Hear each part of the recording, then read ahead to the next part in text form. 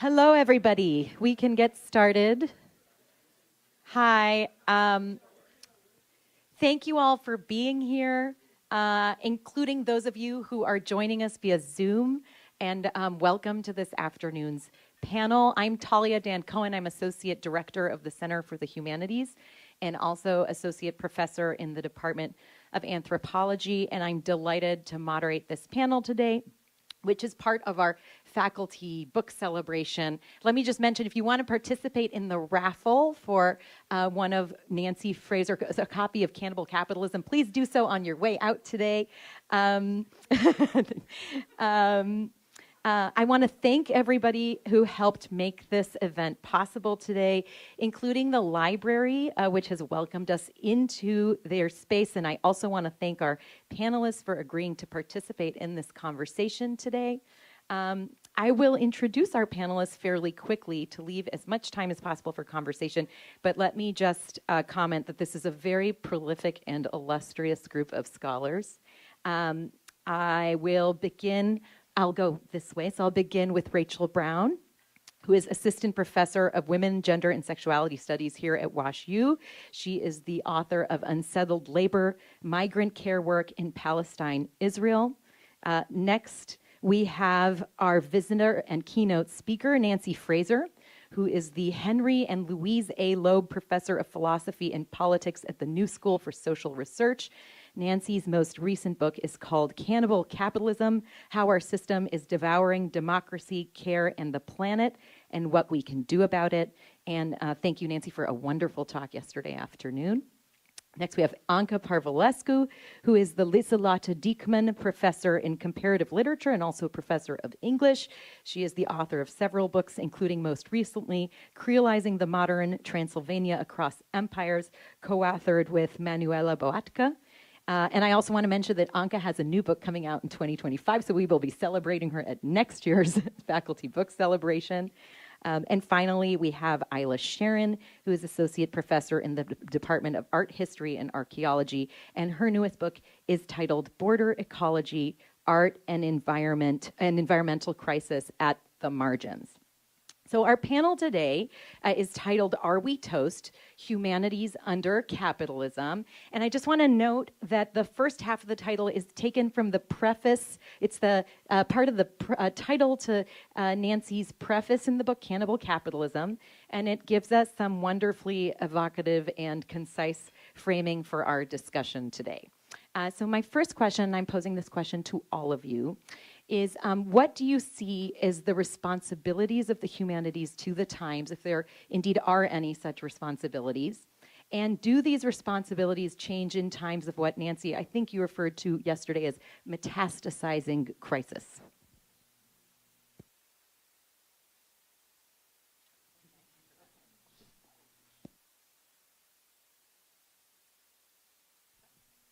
Okay. Yeah. I guess I have to say that I'm sort of divided. I can see good reasons for talking about special responsibilities, but I can also see reasons for thinking that it's not the humanities per se that has these responsibilities. But in any case, the humanities are certainly under threat now in terms of the whole neoliberalization of the university, with the threat to tenure and the shrinking proportion of teaching faculty who are tenured and who enjoy those protections, and the mounting student debt, the retraction of affirmative action, which is really changing, cutting off a route that was available to students of color from poor backgrounds and so on. So there's a lot going on that, and that's not even to mention the attacks from MAGA and the world of Trump, very specifically on so-called critical race theory, which actually I like that phrase. I think it's a real thing, and I'm for it. And on gender and sexuality studies that countenance a wider view of how you can live a good life in theory and so on. So all of these things are threatening and difficult. I think my deepest thought about this, and it might be controversial, is that the humanities should not and cannot respond by sort of, circling the wagons around some very special thing that we have that no one else has. I think that we need to connect up with the social sciences in order to really, probe the deep character of what's going on in society, and why we're in the situation that we're in. The old sort of Matthew Arnold idea of the humanities, that's not something to go back to, and the sort of subsequent attempts to make humanities relevant might have, in some cases, been too humanities-centric, let's say. So in terms of our scholarship, I would say expand the frame. I think many people here are already doing that. And then in terms of just, the politics of the institution, fight for unions for graduate students and all, change the political economy of the thing to the extent that we are able. That's the best I can do off the cuff. Great, thank you, Rachel. Yeah, I think that at its best, the humanities, and I appreciate the framing you offer as well, but at its best, the humanities can provide us with language and narrative tools, let's say, to understand contemporary forms of domination and of violence, and placing them in a longer historical trajectory. And I think this idea of sort of the crisis we're in, it can help us kind of question this idea of the crisis itself, what's new and what's really just being brought into sharper relief of these longer, histories of permanent crisis. And I think one of the things that the humanities can do in terms of this is not only give us this language around, domination, but also thinking about the political economy of knowledge, as you mentioned, and not only our ability to name what's happening, but our very ability to understand what we are and are not allowed to say about what's happening, and what we are and are not allowed to imagine, and how what we imagine can become threatening to the institution. And I think the humanities can, at its best, give us those imaginative possibilities. Anca, would you? Yeah, so perhaps I'll just start by thanking both Talia and Stephanie for organizing Professor Fraser's visit. I am just so thrilled to be here. I read your work in grad school, so I still remember exactly where it was on the syllabus and how. So it's a big honor to be here, but also to be here with this brilliant group of colleagues. We were just talking earlier that we should do this more often.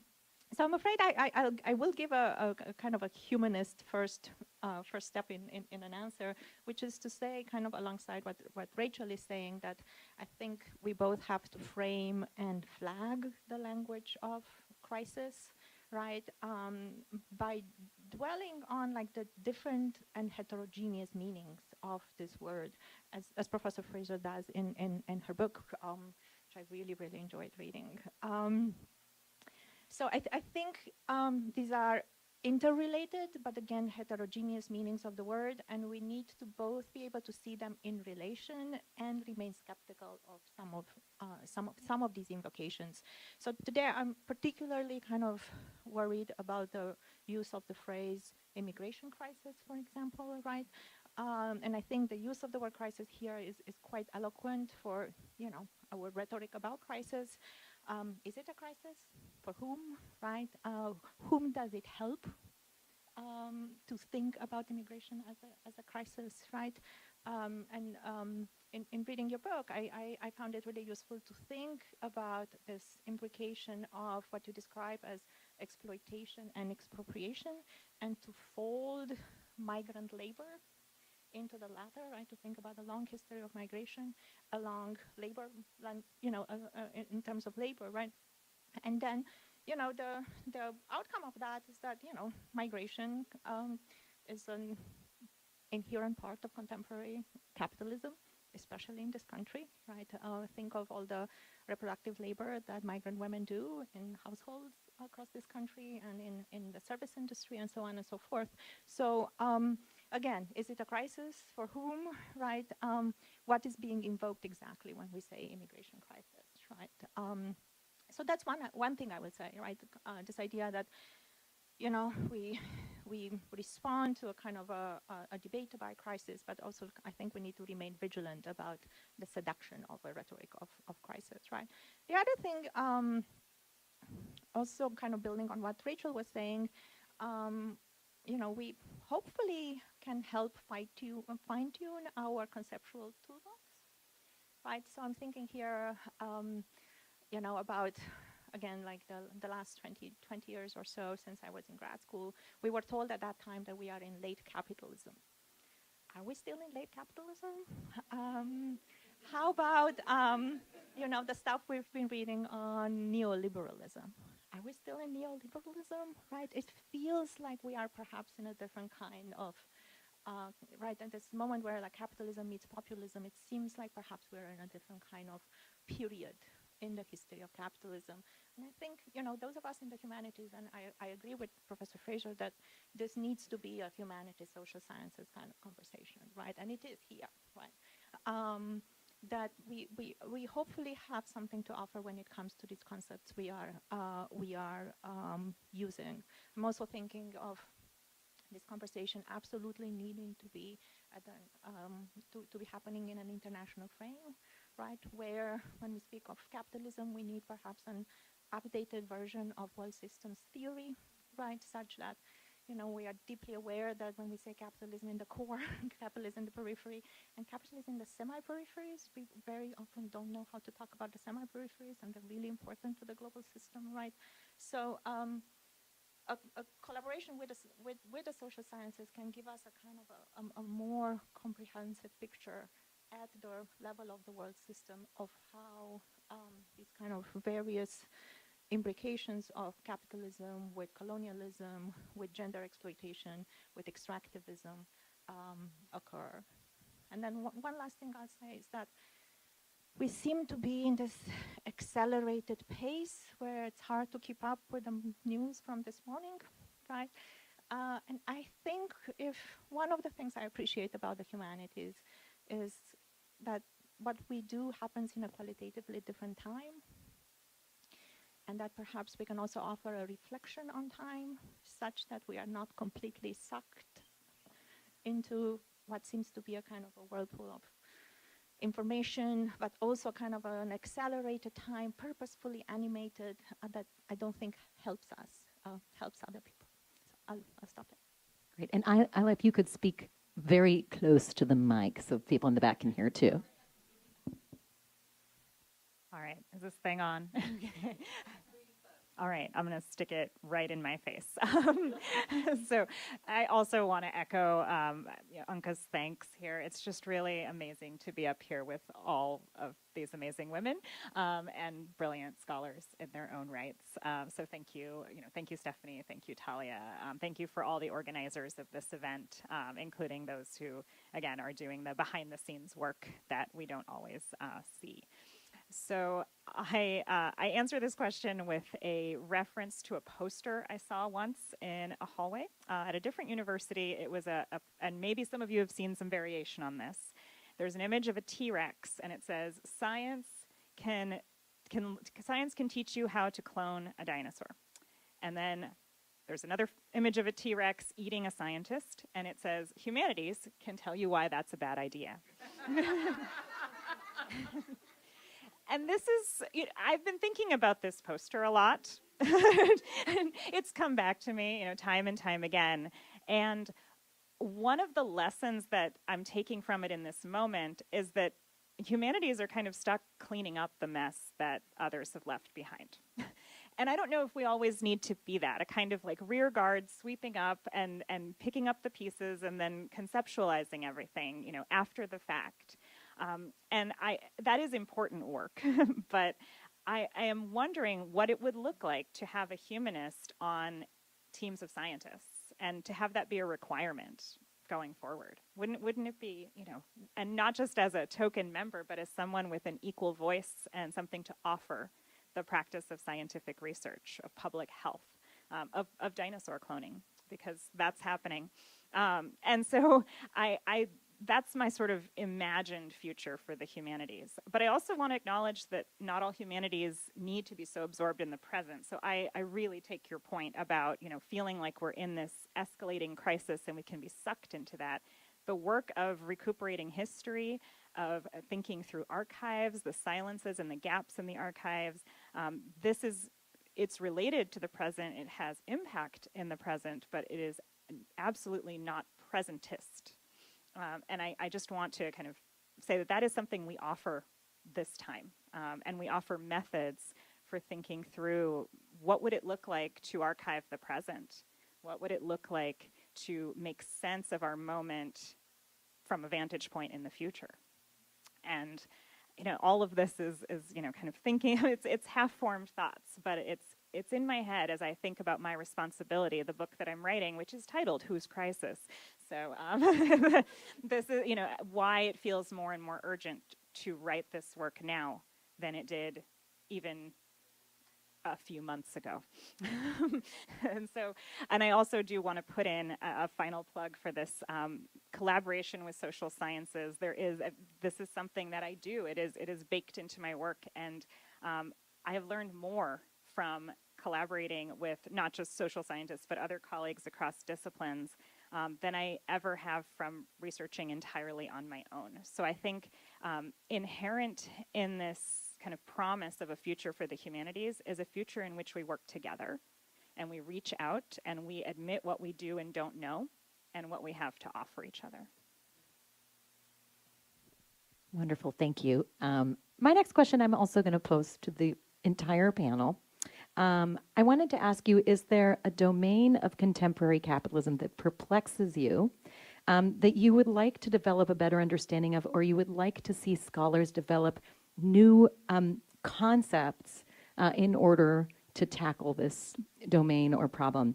And it could be like the big things, or it could be also like a little thing. So, and maybe, Rachel, can we start with you on that? Yeah, absolutely. That's such a great question. And I should say that I, too, should have thanked everybody for having me today. It's such a surreal honor to be sitting here next to Nancy Fraser. So thank you all so much for having me. In terms of the question, I think one thing, and this goes back to somewhat to what I was saying last time, is imagining otherwise. I think that so often we need the descriptive, right? Especially within the framings of this is the latest crisis. And you talked about this in your talk as well, and I think it's so important. How do we imagine otherwise? Do we do that through speculative fiction? Do we do that by working with the artists more, kind of bringing in community projects? I think it's really important to think in that realm. And in that way, we recently were learning about the Rojava Revolution in one of my classes.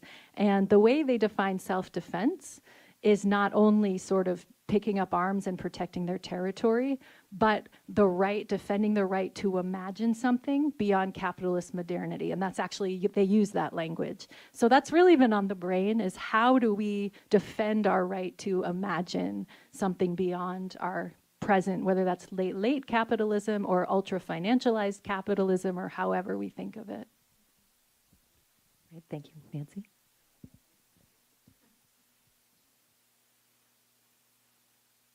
Yeah, I also was remiss in not thanking at the outset, but I am truly thankful. I'm having a great time. These conversations are wonderful, and I'm very happy to be with all of you here. Thank you, Stephanie and Talia and the whole Alicia and everyone. So there are so many interesting things that have already been said that I would love to actually talk more about, but I'm going to try to stick first with your question. I guess, I think we're at a moment where there's been a huge breakthrough in creation of paradigms and understandings. I'm especially excited about the current developments, efforts to develop an ecological Marxism. This is the most brilliant, exciting work. There's this long history which we're now seeing come to fruition in what used to be called Marxist feminism, but is now called social reproduction theory, a somewhat more acceptable in some circles. All the various forms, the sort of interest, again, in Black Marxism. This is phenomenal. It's as if we're taking all the great developments in various forms of critical race theory and then trying to say, yeah, but let's connect it up with that other thing that we sort of left off the agenda for decades.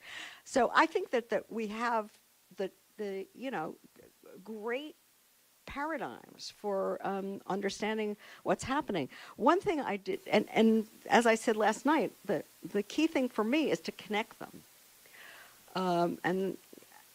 But one thing that I guess I really am driven to, and I don't know if this falls per se in the humanities, but the humanities is certainly relevant to it. I didn't speak at all about sort of geopolitical crisis and instability and war. And, there's a gigantic change underway now in terms of how world order is imagined within the capitalist class. And one thing I've always been struck by is how little even the better forces in this country, the better voices on many issues, how little they have had to say about foreign policy beyond support Ukraine, how relatively silent they've been on Palestine, and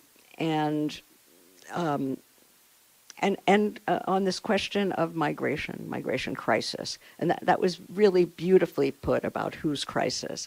And that's something I'd love to talk more about, but I'm going to restrain myself. But no. But I mean, when I say the best voices, maybe this is a commentary on how weak a lot of the voices are, but let's say Bernie Sanders had nothing really to say about migration. This is, there are all these kinds of things,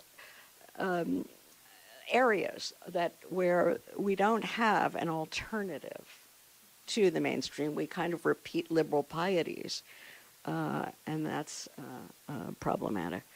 Yeah, no, I mean, there is a crisis for the people who have come to the position that it's worth, the Darien Gap to find a better life. That's a crisis for them, for sure. And then we'd have to talk about the role of the U.S. and other big powers in making life unlivable across the globe for so many people in so many places. Then there's the whole question of, is it an actual crisis for sections of the working class who fear their wages are being driven down? Now, this is a technical question, and economists are on all sides of it. Not that I necessarily think that they're the most trusted voices, but there is a real question there, and I think and that's above and beyond the use, the weaponization. They're eating our pets and so on. That's above and beyond that. So I think the question, whose crisis is it, is extremely important. Too much of crisis theory, if I could just last word on my own hobby horse, has been about a crisis for capital, the falling rate of profit, whereas if you sort of, think about those other domains that I talked about last night that prop up the accumulation of capital, then we have to talk about the crisis for us. And we're not all in the same boat with respect to all the dimensions of crisis. Sorting out that language is really crucial. And so I really take the point that several of you have made in different ways about the role of the humanities in what did you say? Refining the conceptual toolbox, and yeah. Oh, now, I have to say, as someone who was in a tense way trained in an analytic philosophy department, that phrase does raise my hackles, because I was taught that we philosophers, analytic philosophers, are the experts in the conceptual toolbox, and clearly that ain't so. So, okay. Okay, so the question is, do we find some aspects of contemporary capitalism perplexing? And do we need new? Well. Do you want new tools? So I'll give two small-scale examples of things that I've been thinking about, and I do think they open up, broad questions. So I've been working on a book on kind of like the history of the face, and it's prompted by kind of developments in facial recognition technologies. So I do think we need to think about capitalism in relation to new technologies. And again, like not necessarily in a presentist way, but like how we make sense of what's happening in the world of AI, I think is really crucial. So in some of the work I've done on facial recognition, it's just very clear that, what Marx called like the sorting of people, right? Which we know happens along multiple axes, is being transformed. And it's being automated, right? So what that will mean for capitalism, what that will mean for like, emancipatory movements, I think remains to be determined, but it's something that's happening, and I think needs our attention, and we need to develop conceptual tools for thinking about that, right? And it's not only like I'm thinking of surveillance capitalism, Shoshana Zuboff's term, but I'm also just thinking more broadly about a kind of re-inscribing of a politics or biopolitics of the body into these technologies, right? With a really long and ugly history in physiognomy and eugenics and so on and so forth, right? So that's one thing that I've been thinking about, and it's a huge industry out there, and it's developing as we're speaking. The other one is like a much smaller scale that comes from my teaching. I've been thinking about these videos. I'm not on TikTok, but I do get them, and they're on Instagram too and on YouTube, about so-called trad wives. So trad wives are young women who style themselves as glamorous housewives, usually styled like they look like they're just dropped from the 50s. They're waiting on their husbands with martinis in their hands, full makeup at all times of the day, super fit, like a lot of it is about exercise, about healthy eating, right? Beautiful children that like all behave and like play nicely, right? So it's a small scale thing, but I think I'm interested in it because it made me think anew about, what we used to call women's work, right? And what has happened in the history of the conversation such that we have these videos now, right? What does it tell us about reproductive labor? What does it tell us about desire? About various timelines vis-a-vis the argument for wages for housework, right? But also, like, these are clearly capitalist entrepreneurs, right? They're making money of it. They know exactly how to monetize it and so on. So a really intriguing package, like something really regressive, kind of meets contemporary capitalism, meets social media, meets new technologies. So I think it's a kind of invitation to reopen that conversation and kind of think about what we might have to say that we haven't fully thought out yet. Well, now I'm just hung up on all the trad wives. I don't know. Every other thought left my brain at that point. No, but I mean, thinking about these sort of maybe understudied or underexplored or just perplexing areas of contemporary capitalism, I have to come back to the subject of migration, the area of my own personal research, and I was just a tiny anecdote. I know I talk a lot, but I was at the U.S.-Mexico border in the Sonoran Desert in December, hanging out with an artist friend of mine, and he was flying his drone, and I was watching him work, and then we crossed over, beyond the 30-foot fence, And there's just this array of personal belongings. And I know these images end up in the news all the time. There's a kind of token quality or talismanic quality to these objects. But what struck me, and I guess I didn't realize it because I hadn't seen it in person up till that point, is the number of identity documents that are left behind. Migrants are actually instructed by their handlers to discard their identity before they cross into the United States. And so you just see it's like a graveyard of passports. And they're from Nepal and Bangladesh and India. That's where all of the ones we saw were from. And so it makes us think, and when you mentioned the Darien Gap, this is something that is perplexing and underexplored, is this idea of corridors, this idea of the routes and the way that people transit from Bangladesh to Ecuador, all the way up through Central America, and then they end up in like, like just this canyon in Arizona. And they come to that point and then they leave their identity behind. And just, and it's there in the elements. And understanding that as a story or a series of stories, the kind of intersecting narratives that are at play, I don't think we have the language to grasp this. This is something that I'm grappling with in my research. And to understand the different networks, the constellations of people who come into focus along the way. I've talked with colleagues in Quito, for example, who talk about how, at the Human Rights Watch, who talk about how they don't have translators in the correct languages for people coming through anymore. So how do people's stories even get told? How do people access resources when they've ended up in a place that is completely foreign to them? And then what drives them? And I keep coming back to that over and over again. It haunts me to this day. Thank you. Let me pick up a theme that's come up a couple times, and Anca, especially in your comments just now. A number of you have written extensively about racialized and gendered care work. And I would love to hear you talk a little bit about how you came to be interested in care work, and also why you think it's an important area of focus in the humanities and also beyond. And so maybe, Anca, would you start us off this time? Thank you. And am I speaking closely enough now? Okay.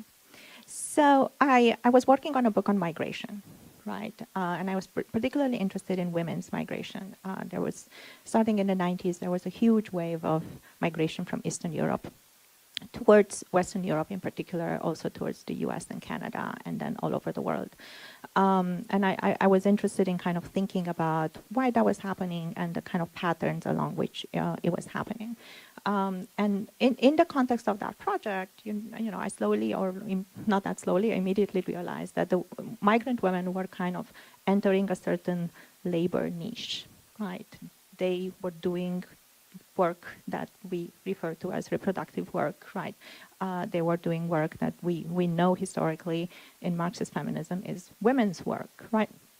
So I was interested in thinking about women's work in relation to migration in an international framework, right? As an entry point into broader conversations about contemporary capitalism, but also in that context, I was really interested in the formation of this new Europe that was being kind of idealized and kind of framed in all kinds of ways that did not seem to me to be paying attention to what I was describing as a kind of a new structure that's being formed, among other things, through the work of women, right? But that was only one part of it. The other part that really interested me, and I was really concerned with this kind of complex and contradictory package, was the fact that these women, much as they were entering kind of this labor niche that's underpaid and unacknowledged and invisibilized, were nonetheless emphatically socially mobile, right? So how to think about this kind of contradictory package of, on the one hand, like really dire exploitation and, migrant women who have very few rights, who are barely visible in discussions about labor. And on the other hand, a narrative of social mobility, right? And I think we know that for most people in the world, migration is one of the only paths to social mobility, right? So again, a contradiction that I think the humanities have something to say about. There's a large literature on this, as everybody knows, in the social sciences. But I was really interested in it as a humanist, especially at this node where, you know, reproductive labor is affective labor, right? So what is being circulated and what is being exploited is really various forms of emotion, right? With, you know, very simply put, love, right? You know, there's a narrative here about how love is being distributed globally, right? And how new forms of inequality are formed at this kind of affective level at this juncture where a kind of an international division of reproductive labor meets the need for social mobility of many women in the world that are being met through migration. Nancy, would you? Thank you. Yeah, that's a really so well put and conceptualized. And I think I came to a very similar point through a different route, and that's because I'm of a different generation. So I basically lived through, from the 1970s on, the sort of, I don't know how to put this, the dominance, the rise and dominance of a form of liberal feminism in this country that was sort of an anti-discrimination feminism, break the glass ceiling feminism, lean in feminism, which was all about how this professional managerial stratum of women could become emancipated by basically doing the same things men do in very demanding and highly paid jobs, corporate executives, doctors, lawyers, and so on. And I had myself, coming out of the New Left, had a very, you know, different kind of more class-sensitive view of feminism, and coming also out of the civil rights movement, because I grew up in Baltimore at the height of desegregation struggle in a Jim Crow, legally segregated city in my lifetime. So, you know, it was very clear that this dominant liberal feminism, well, the other feminists were never, you know, completely eclipsed, but the liberal ones sucked up all the oxygen and media attention and so on, and became, you know, a sort of the feminist caucus in the Democratic Party and so on. So it was basically by sloughing off care work and reproductive labor that was the unspoken premise of what this version of women's liberation was. And so so one had to then talk about class within feminism, and which women was this a feminism for.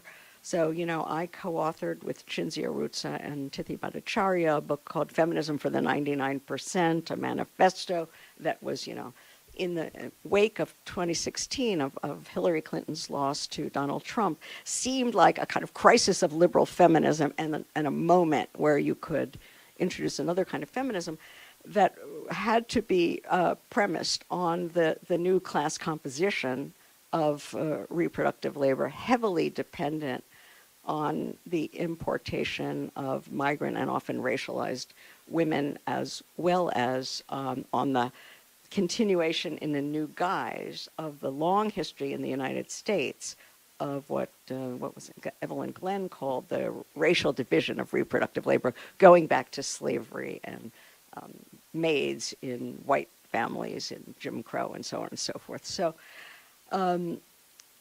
for me, this story that you've, you know, broadened and analyzed so nicely in what you just said is tied up with the what I saw as a co-optation, or I don't know exactly how to call it. And I have to add that I think that one could tell parallel stories about most other social movements in this country, the so-called post-civil rights version of Black liberation, which Keeanga-Yamana Taylor has brilliantly called Black Faces in High Places. It's, you know, we could talk about various other social movements that have somehow been liberalized and in some cases neoliberalized in a way that it does not actually represent the needs and aspirations and desires of the broader mass of people they claim to represent. Yeah.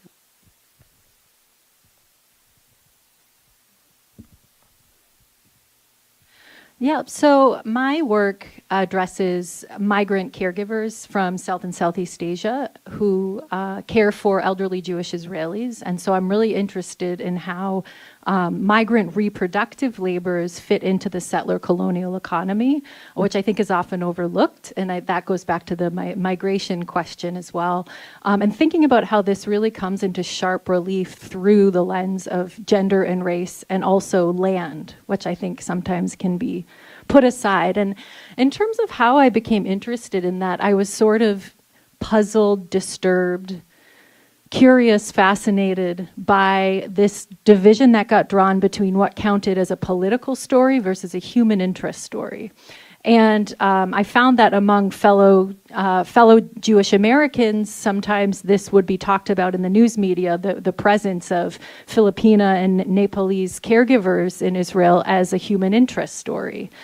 And not a political story. And so I really wanted to pull out why that was and kind of understand how that connects to the broader economy of land and citizenship and expropriation of land, which I think also goes back to a lot of what you were saying in the talk and to the book as well. So I think that's part of it. Another piece is, you know, I'm really interested, as I think everyone at the table is, in what Joan Tronto calls injustices justified by care, right? Whether that's through the kind of language of care that enforces unpaid labor, or the idea that care itself as a discourse can become imposed onto the nation, imposed onto specific groups in terms of who's worthy of care and who's not, who's vulnerable ontologically and who's not. And so I really wanted to pull that out as well. And then finally, I think, and I touched on this, but you know, so much work has been done on the cult of domesticity and thinking about imperialism and the making of the home, all the labors that go into homemaking that are often associated with care. But what does it mean to think about reproductive labor as also a land project, a project about forging not only a nuclear home, but a national home on land that belongs to indigenous people. And that's for, you know, that's not just the case in my book, but thinking about where we are right now in the United States, thinking about Canada, thinking about South Africa. So trying to broaden that out and really think about care, yes, as a reproductive labor, but also constitutive of broader kinds of economies. And then I think that the final way that I really am thinking about care is this language on neoliberalism and the outsourcing of care, which is extremely helpful, and this is why I'm here today, from that literature. And also, sometimes if we think about a one-size-fits-all model of that, we can miss how the outsourcing of labor and migrant labor can be part of specific nation-building projects in a particular way. And so I kind of wanted to connect some of those dots as well. Great, thank you. I want to tease out one. Oh, yes.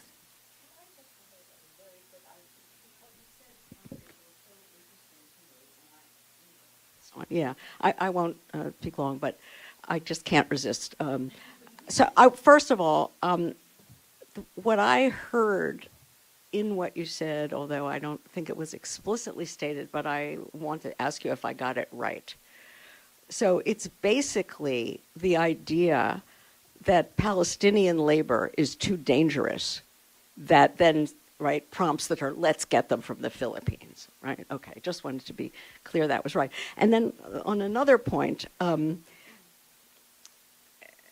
the ecological care, if we can call it that, I just wanted to mention that there's some really interesting stuff being written now.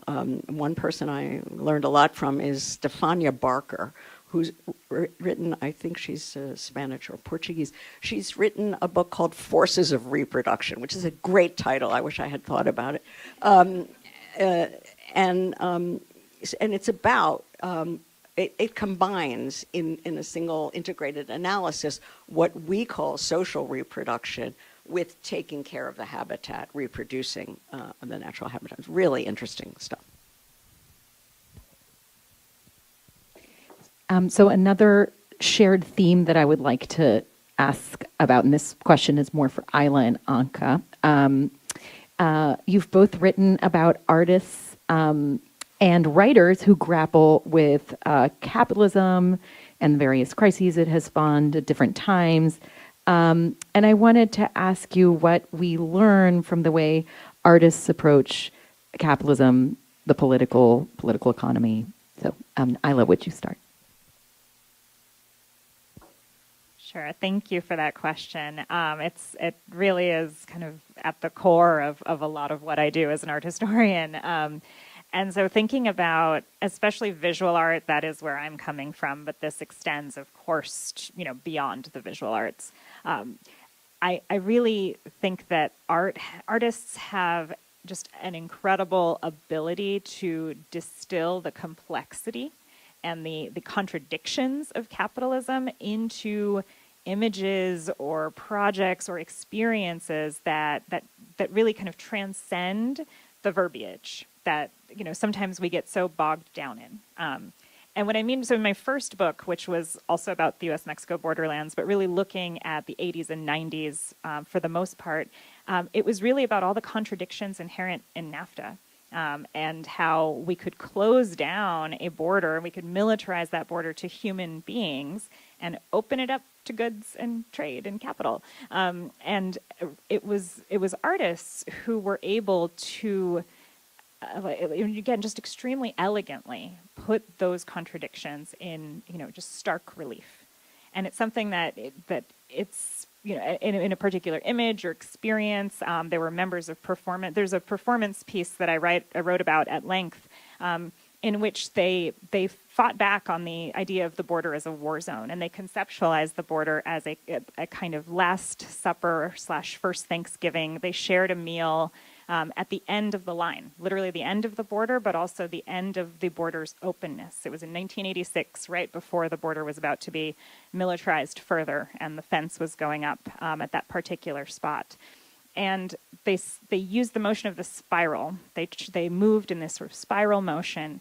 And thinking of the border not as a line, but as a spiral, that already opens up so many possibilities. So that's my little anecdote there that has really stuck with me. Like, if we want to imagine otherwise, well, let's look to artists. Let's look to people who are already imagining. That is their work.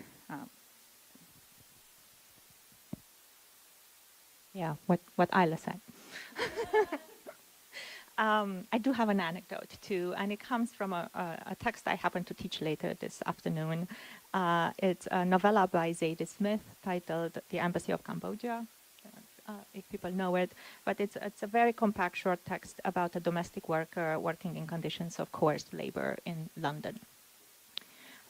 So again, we know about care work, so-called free care work, like just merely exploitative, and then expropriative, coerced care work from a large social science literature, right? So what can a literary text give us?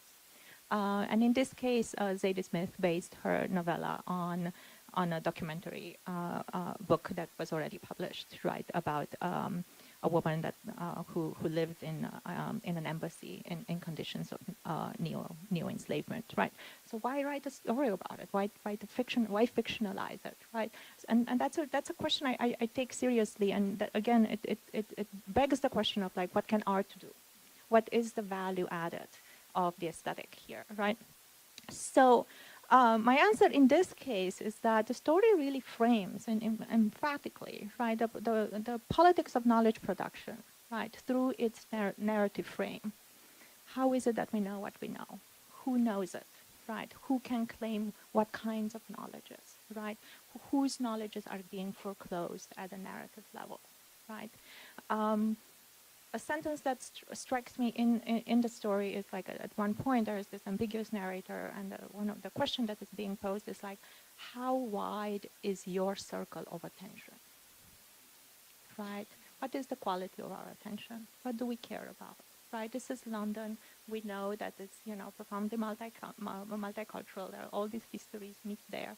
And yet people manage to care about this slice of life and that slice of life, right? So at what point do we come to care about this migrant woman in particular, right? And what are the politics of that care, right? So at the level of reading, right, as you read, the story prompts a certain kind of empathy, right? And then what it also does at the same time, it asks you about the politics of such empathy, right? What are the risks of feeling empathy for her? Should we, right? What are the politics of that? What other affects are mixed with empathy, right? So there's some particularly kind of aesthetic qualities, right, that I think are kind of brought forth through a literary text that otherwise, like, you know, it's kind of the politics of knowledge production, of course, like on the margins of social conversations in the social sciences. But you read the story and you are moved to kind of think about it and to kind of rethink what you think you know, especially when it comes to the politics of empathy. Wonderful. I will skip my next 34 questions to make sure that we have time for audience engagement. So Meredith, I will hand you the mic.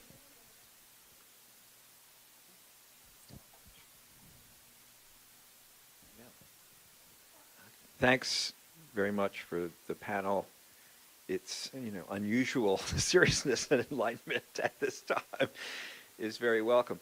So as much as I also resent having to be a scientist's pick-me-up, I think one of the things that's unusual about our moment is the fact that science, if not toast, is a burnt bagel or perhaps English muffin. So, I mean, well, it seems to me that the attack on the university is an attack on the university now, as of last month.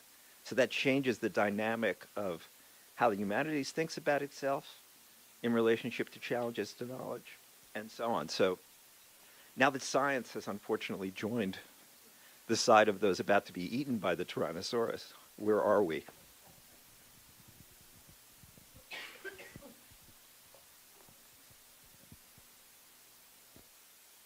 Can I just say, I want to give 2 cheers to science.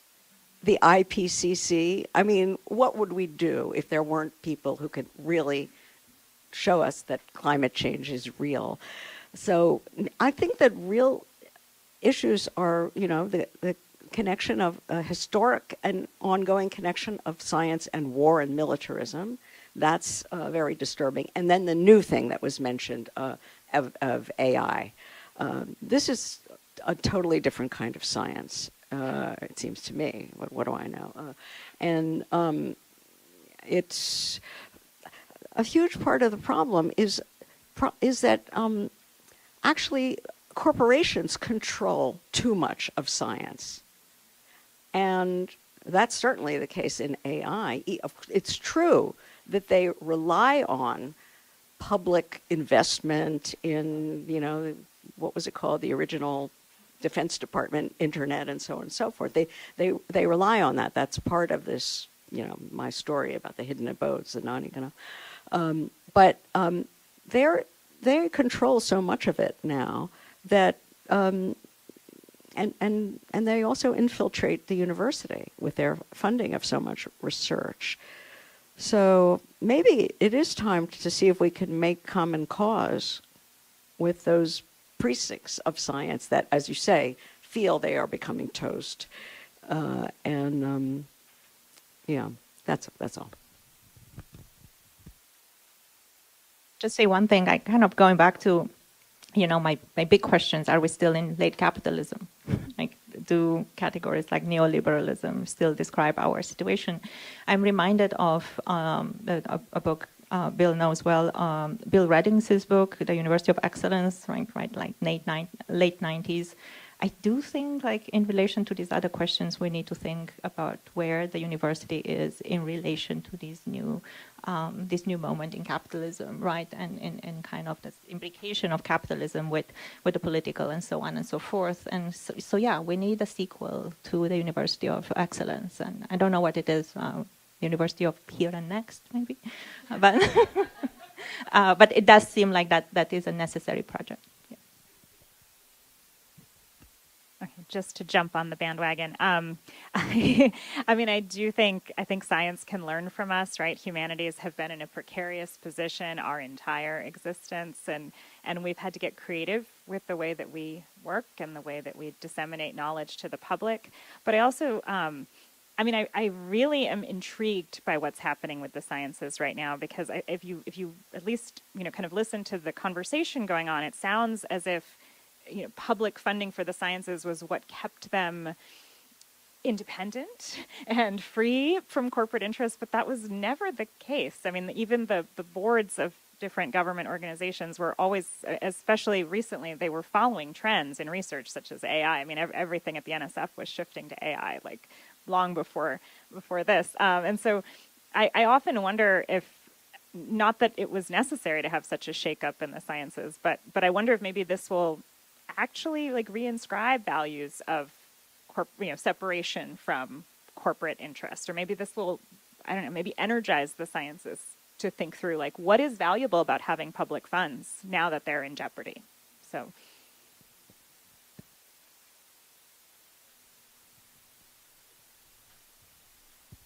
Yeah, thank you so much. This was really wonderful to hear. I had a pedagogical question, and specifically for undergraduate teaching. And I wanted to ask the panel, what does it mean to you to teach capitalism, if that makes sense, or teach anti-capitalism, if that's the way you would want to conceive it? And particularly, what does it mean to, at the introductory level? I mean, in other words, what sort of book do you think is effective to start with? Do we start with a book like, well, right, I mean, do we start with a book like Cannibal Capitalism? Do we start with a novel that touches on the thematics of capitalism?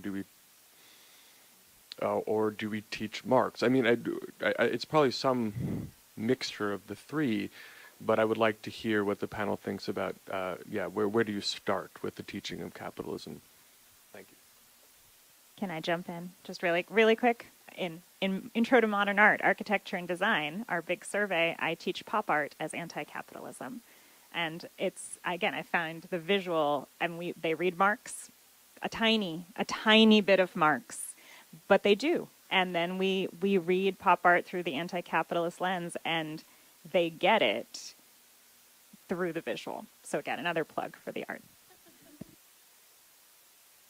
I teach the story I just mentioned, and I teach it next to the first chapter of Global Woman, kind of a textbook for like the last 20 years on care work that kind of frames the question of the love deficit. Like, I actually do it at the undergraduate level, at 300 level, and at the graduate level. Yeah, and those conversations look very differently, but they're productive at both levels. Yeah.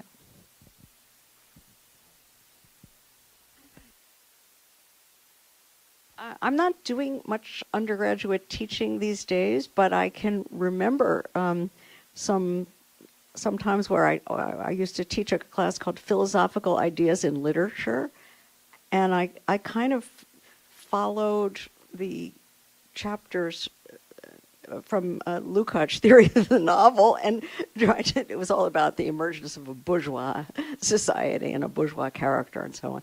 And that was one thing.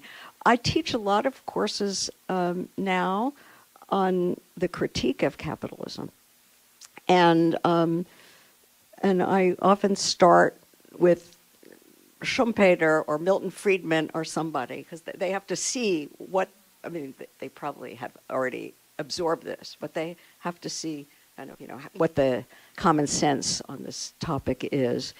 And, then go through a series of criticisms. And I'm trying to sort of get across the idea that there are several different things that you should worry about in capitalism, that some of them are issues of justice and morality. Others are questions about crisis stability, constantly producing chaos and difficulty, as I talked about last night. Others have to do with the problem of freedom and democracy, because it's a system that actually usurps our collective capacity to determine the trajectory of societal development at each stage, and use that word, outsources that to Elon Musk and his buddies. So that's sort of part of what I do.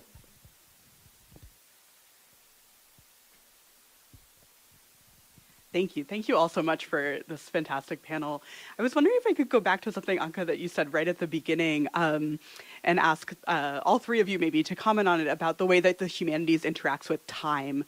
The thought that I kept having while reading your book, Professor Fraser, was that cannibalism sort of is structured religiously in two different directions. One with respect to time. One is as a ritual activity that happens at very specific times, and times that might be excessive to the needs of the community. And then there's the discourse of cannibalism that's about reaching the crisis point, not having control of when you get to engage in this behavior with respect to time, just running out of food, that sort of tradition of thinking about capitalism that goes beyond the religious ritual. And so that made me, I was thinking about that, as you said, Anca, that part of what the humanities can do is help slow down the pace of things, that when we feel like we don't get to decide what the moment is to do what kinds of rituals or what kinds of thinking. And so I guess part of this question is, Professor Fraser, did you think about those sorts of temporal questions as you were thinking about the metaphor of cannibalism? And then for the other two, how do you think about that kind of punctuation and ritualization in your thinking about the humanities? Thanks.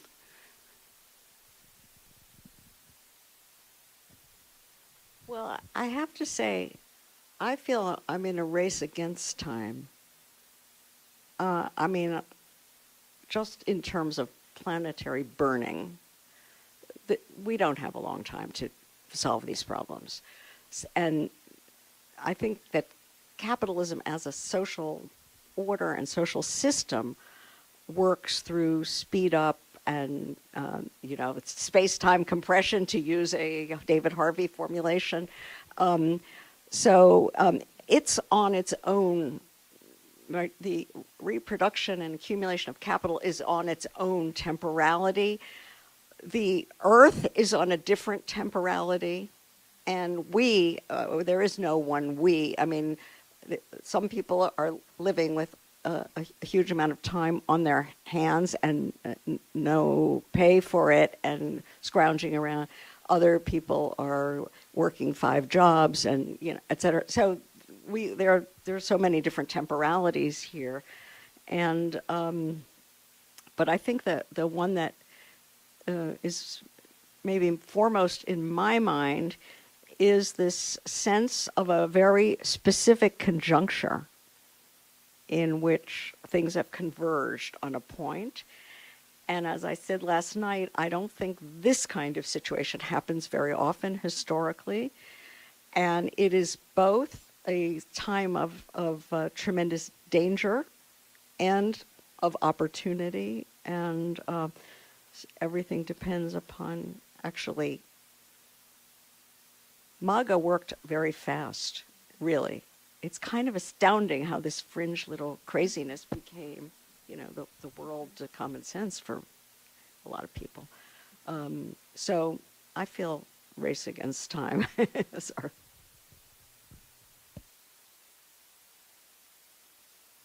Thank you for that question. I as you were saying it, I was thinking about humanistic methods and how they take time. And that is almost antithetical to the attention economy and the way that we are also, like, the moment you start grad school, you have a clock. The moment you start your tenure track job, if you're fortunate enough to have one, you start a clock. There's always a ticking clock in the background. And yet our methods are at their best when we are spending time with our subjects. In art history, it's close looking, it's slow looking. For literature, it's right close reading, right? Spending a lot of time rereading, revisiting work, and so we're at this, in this strange place within the university that we are being judged on hitting certain benchmarks and existing in this kind of linear time, yet our work doesn't always reward that. And so it's, this is more, I guess this is more from, the inside the institution kind of perspective, but it feels as if, like even just thinking about what time to stop writing my book. like, do I just keep going? Because the crisis will continue. So where do I put an end point? And it extends, I think, into every facet of the research experience. So I don't know if that actually addressed your question, but that's what came to mind. Thank you, Fanny, for that. So just to be clear, I would not say that, we kind of extract ourselves from the present and live in some bubble where we write our books for 10 years and then we come back and present them to the world, right? I do think what's required is a kind of a zooming in and out of the present, right? And a participation in things that we thoughtfully kind of and purposefully choose to participate in, and then a kind of extraction into a world in which we advocate for our methods and cultivate, the things we do.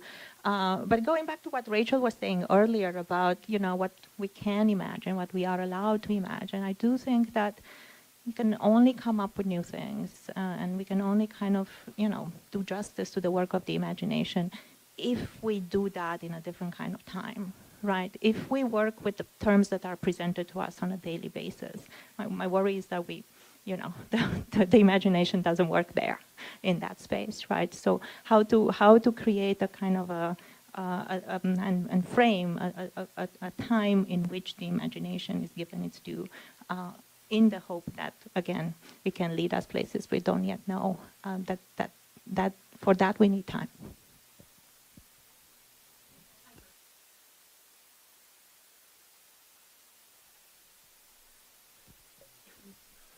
Thank you so much. I wanted to go back to also kind of earlier in the conversation and thinking about just the question of crisis and thinking about whose crisis. And also we have a lot of this talk about the humanities in crisis, the university in crisis. And I think about a lot, and I teach Joe Masco's book, article, The Crisis in Crisis, where he makes the point that basically our condition today is the anti-Koselekian one, where in the past politics, a crisis would emerge, and then that would impel action. And now in the contemporary moment, we're in a crisis paralysis circuit, where further attention to the crisis does not lead to redress of the crisis. It just leads to people freaking out and doom scrolling and doing whatever. And I guess I'm kind of wondering where you see, insofar as there's a crisis of the humanities, as we attempt to articulate our value to a variety of different audiences, including university administrators, including the federal government, including perhaps also equally, if not more importantly, to the general public. What forms of action do you think are possible and advisable in that respect? All of the above, and fast. There is a kind of crisis of crisis. I mean, the sort of theory of crisis, and of course, you probably know the great book of Reinhard Koselleck, right?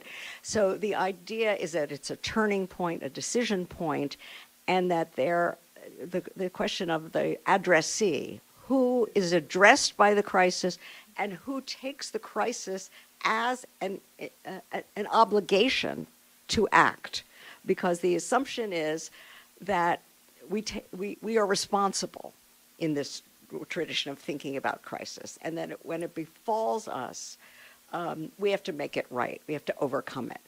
And then you have this whole problem of fatalism. What if the crisis doesn't have an addressee, or what if the addressee doesn't want to respond, and so on and so forth.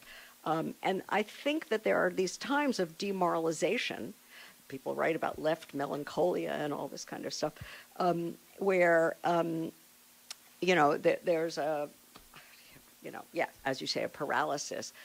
Of course, the problem is that the other side is not paralyzed. They feel strongly addressed by the crisis.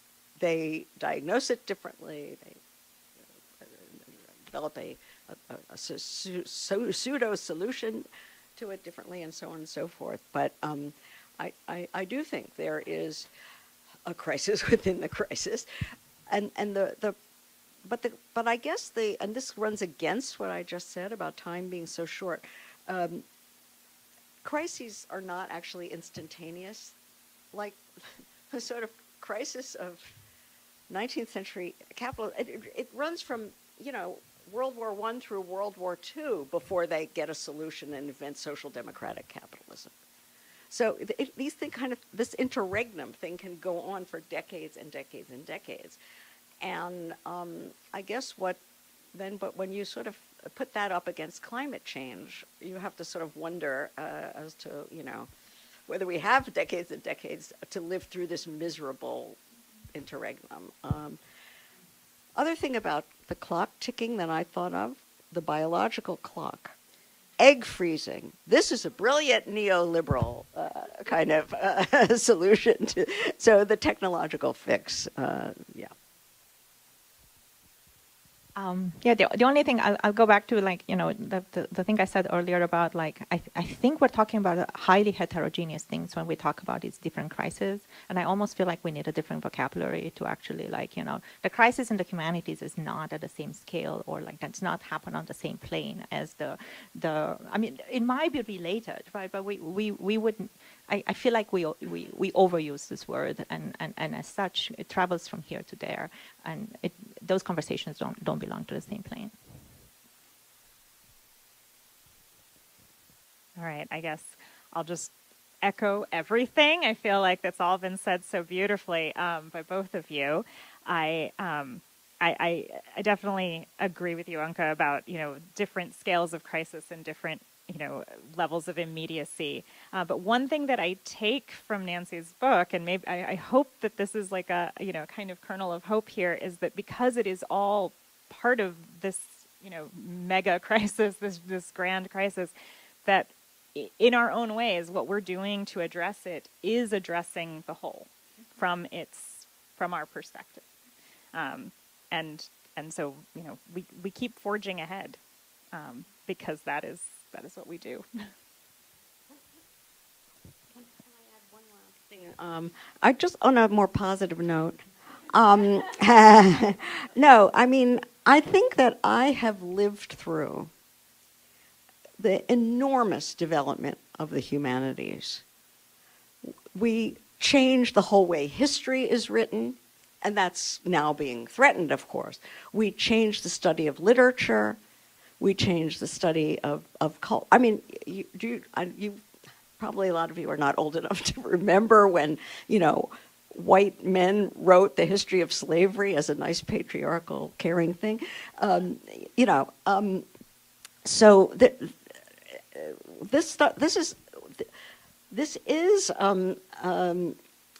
it's true that these views, this development in the humanities, actually did become sort of culturally hegemonic. And so Vance and company are not wrong when they say that the left controls the universities. Exactly. I mean, that doesn't mean everybody's, militantly there. But there's been an enormous change in my lifetime. And I think all of us sitting here and you are, participants in this and building on it and so on. So let's also pat ourselves on the back that we did something important enough to attract this kind of vicious...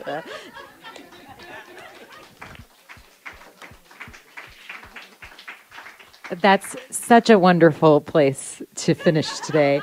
I just want to convey my sincere gratitude for such a thoughtful and rich conversation. Thank you all.